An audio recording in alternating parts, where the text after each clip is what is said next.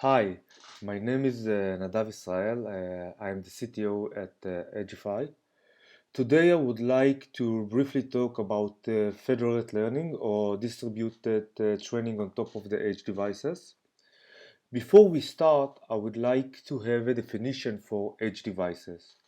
In general, all devices that generate data and have substantial computation power and or resources to process the data. It could be smartphone, self-checkout, camera that have some CPU, and so on. In the next 30 minutes, I will cover that what are the challenges to run a distributed training on top of the edge devices, and I will compare between two common solutions. Um, the first one you all probably know is the federated averaging by Google. And the second is the classic AGD with large batch. And when I said large batch, I mean hundreds or even thousands times larger than standard batch of SGD. And for this presentation, I will use the name large batch for this type of training. Today, most of the cases that you hear about deep learning on the edge devices probably means they are running the inference part and not the training phase on the edge devices. And they most likely use the following pipeline. First, they generate data on the edge devices, then transfer the data to a server, it could be on the cloud or on-prem, then process the data by using GPU or CPU, or better to say, train a deep learning model by using a GPU or CPU. And last, deploy the train model back to edge devices in order to do the inference part. At our presentation, we will focus just on the training a deep learning model. There are few challenges here. First, sending ever-growing data on limited capacity network. Second, in the recent year, there are more regulation and awareness about the data privacy. And last but not least is the cost. That is the cost and the time that we are spending on transferring the data across the internet to the server or processing the data on a server. In order to overcome these challenges, researchers try to reducing the data by compressing it or even only use a subset of the data. All this in the end can affect on our ability of training model to achieve good accuracy. Now, federated learning can be one of those solutions.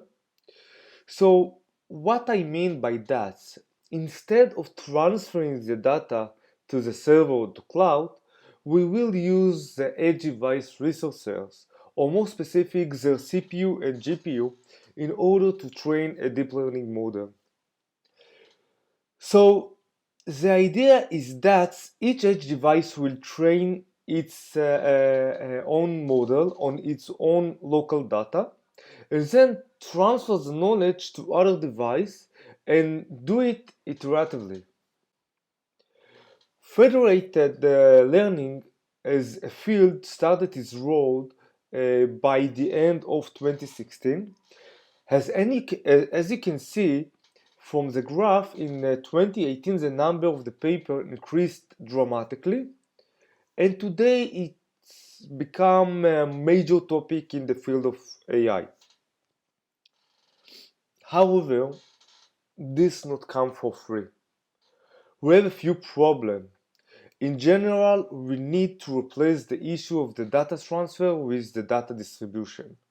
More specific, we have three challenges that we need to address. The first is the number of participant edge devices.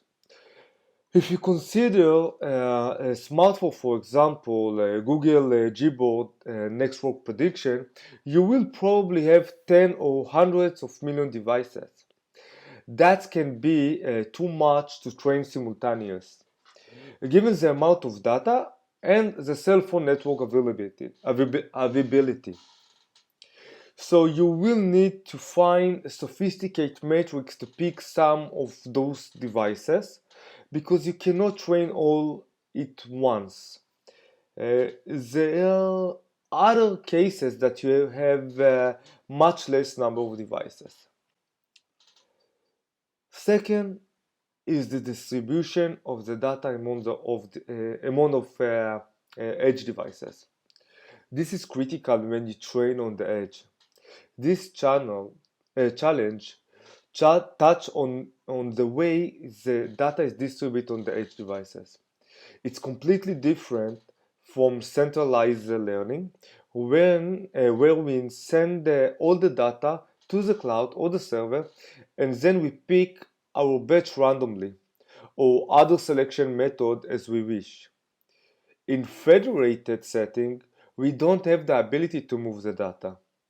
So we need to find a way to process the data as it is distributed among of the edge devices. If you consider a supermarket as example, style Amazon Go, where they have many camera on the sill and the camera are watching us while we pick some product, this means that each of the camera will learn different model. For example, some camera will see a fruit and vegetable, while other camera will see soft drink. So when you try to have a general model that can recognize all the items, native aggregation will simply not work well enough. Last but not least is the communication, because the speed of the training is impacted by the internet bandwidth and the internet latency. It can influence on the algorithm we use. Before we dive into the experiment, a few simplified assumptions. First, never mind to have too many devices. We will use all of them in the training. More specific, we will use 96 devices. And the trained in a synchronized way, meaning by that all the device starts the batch at the same time, and we are waiting until all the device end the batch training. We are using a parameter server to aggregate the parameter. You can think other method, more complicated algorithm or more efficient algorithm to do this part. Last and not least, we only train a deep learning model. There is a lot of interest in other less complicated algorithm. However, we will not cover it today. The most trivial way to train on edge device is to use the HGD large batch concept. This is very similar to classic HGD, meaning that it divides the batch cycle by amount of edge device. In other words, the training is done by performing the batch on all edge devices. However, in order to do that, we had to increase the batch size with respect to number of the edge devices. So the basic idea is that you use a model to calculate the local gradient, and once you get the local gradient, you transfer the local gradient to central server in order to aggregate all the gradients from other edge devices. You send the aggregated gradient back to edge devices in order to update the model. Alternatively, you update the model in the server side and send back to edge device the updated model. So what we are getting from that? First, some form of privacy, because we don't send the actual data, the raw data anymore. Rather, we send something about the data, but it's a step forward to privacy. Beside that, we are making substantial using of the computational power we have. In a term of networking, we don't send the data anymore, which save us time and bandwidth. And we will see in a few slides what is the benefit of that. So breaking to step, first we need to initialize the weight for the share model. Then on the edge device, we download the current share model, run a single forward and backward pass on the devices, compress the gradient if you like to use some compression method, upload the update to central server. In the server phase, you decompress the incoming gradient if you decide that you use a compression method.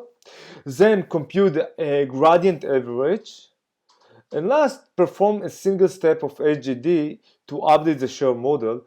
And as I mentioned, you can do it on the device as well. And then it go back to step one and repeat the process. Another approach is the federated average from Google. This approach aims to minimize the traffic and the communication over the internet. The main idea is that each device trains locally, meaning that each device runs a few batches or even a few epochs on the local data. After a few iterations, each device sends its local model or the delta of the model to central server. On the server side, we aggregate all the local model together and then send back to each device the update model. We have the same level of privacy as in a large batch, but we also take advantage the resources. In the term of networking, the same as before, we don't send the data anymore, which save us time and bandwidth. In fact, we save even more since we reduce the number of communication. Breaking to step. First, we need, again, to initialize the weight of the share model. And the edge device, we download the share model and then run a few HGD iteration based on the forward and backward pass on the local data. Then again, instead to compress the gradient, here we compress the weights, and last on the side of the edge device, we upload the update model to central server. And the server side, we decompress the income weight, compute model average from all the model that we receive from the edge device, update the share model, and then go back to step one and do it iteratively. Now let's do comparison between two basic approaches. The large batch method works the same as AGD. It does not have an inner cycle. We just send the gradient after every iteration. Where the federated averaging train independently for a few iterations locally before sending the weight. So as presented, the large batch is more standard where the federated averaging is more radical. And being more radical poses many challenges. For example, you need to rediscover the training methodology and the hyperparameter that fit this situation. So I gave the large batch a start point for being better in that aspect. Let's see basic experiment. We will use CFAR10 as experiment dataset, and we took ResNet 18 to be our model architecture. By the way, we will keep the same configuration for all the experiment, Back to distribute setting, we will train on top of 96 devices, and each device gets the same number of samples that have been at random. So the yellow one is a classic HDD on the central server, and in terms of epoch is the fastest. The blue line is the large batch method, and it's take bit longer, and federate averaging it's take much more number of epoch. In the end, all of them get the same level of accuracy. Uh, Federated averaging get degradation of 3%. So our next star is going to large batch because is reduce the number of epoch that's needed to converge the model. But remember, the point of all of training on the edge is how minimize the internet communication, or how minimize the data that we send. So when we look at the number of communication and we measure the number of cycle once the training get 80% accuracy, we get that federated averaging need way less communication one, even though the large batch has less epochs. So the start point go to federate averaging. However, the number of communication and how well we deal with the internet constraint does not depend just on the number of time we communicate. It also depends on the data side we like to transfer across the internet. This leads us to consider some compression method.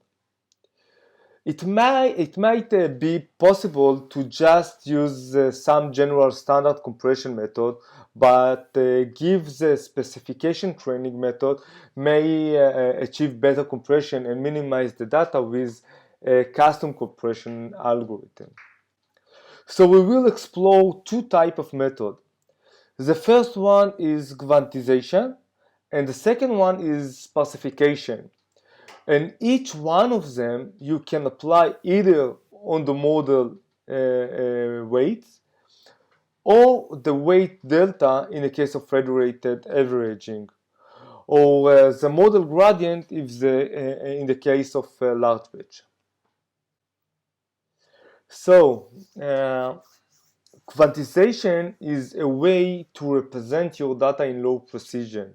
It's almost a trivial form. However, these are still a few ways to do it. We will explore just one, float 32 to int 8. This is a method that you can that you cut the bit, or better to say reduce the bit from 32 to 8-bit representation. This is very common for inference, and we will use during the training. We have tried to reduce the bit on the model parameter, but it didn't work well. However, we got a good result on the model delta, meaning the delta between the current weight to the previous weight. This means that we can apply this concept on federated learning as well. And we have tried it as well on the model gradient, so we can use it on the large batch as well. But quantization methods are not so efficient. You can find the other compression method that reduce the number much more. This is a family. In this family, the idea is to find what are the parameters that contribute to the model update and keep only them. And what are the models that carry less information who we like to drop with respect to some threshold. I would like to focus today just one method with this family, deep gradient compression. This method achieves a good compression rate. The main idea is to send to server just the parameter that carry the information and use them to update the model. And what under the threshold, we keep the information on the edge device and we continue aggregate them for the next iteration. But keep in mind, one, the information, the relevant information, go to the server to update with all the other model, and what less relevant stay on the edge device and continue to update the model just locally. So we did a standard experiment. As you can see, we achieved the same level of accuracy for the large batch, even if it took more epoch. For federated averaging, I do not show here, but the quantization method works as well and achieves the same level of accuracy as well. Let's take a look at the table in order to understand how much data is passing around. And I mean how much aggregate data we collect during the optimal accuracy. Using federated averaging without compression, we got 6.4 gigabyte, while using the large batch algorithm achieved 106 gigabyte. Federated averaging was 70 times more efficient. However, if we introduce the compression to each method and we take under consideration how easy it is to implement the advanced compression method, we see that the large batch got 5 times better than federated averaging. So we give the star to the large batch since it requires less epoch to converge, achieve better accuracy, and aggregated the data size is 5 times less than federated averaging. The last aspect we compare today is data distribution, meaning what is the robustness for non-IID distribution, where some classes appear just on the subset of edge devices and the other classes on the other edge devices. This type of challenge can break the two main issues that we need to address. The first one is batch normalization. That's common in many deep learning architecture. And the second one, more global issue and drive from the data distribution. The large batch is more equivalent to a classic centralized training setting, but even so, you need to do a few adaptations. Consider, for example, batch normalization that is very common in many architecture of deep learning. What's happened there is that we rely on the local batches statistic in order to train the train loop. But for the prediction, we use the global statistic. Without go too much into details, the bottom line is doesn't work out of the box. You need to do some adaptation, something to make it work.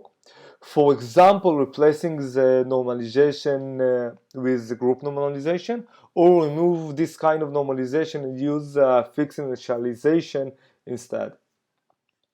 There are many ways to deal with it. You can find and address this issue, but it's not just small changes, it's more substantial changes that you ask to address. The batch normalization can work for both methods. However, the main challenge is still in front of us.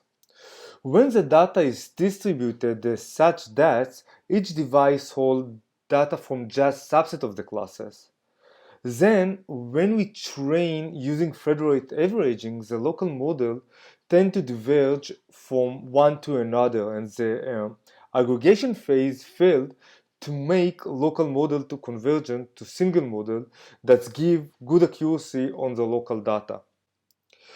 Last year, we present at NIPS conference a solution to the non-IID problem. The main idea instead to just averaging the model from all the devices, we add a regulation factor or compensation factor for each device. Uh, the compensation is trying to keep the model on each device from going in different direction from the average model.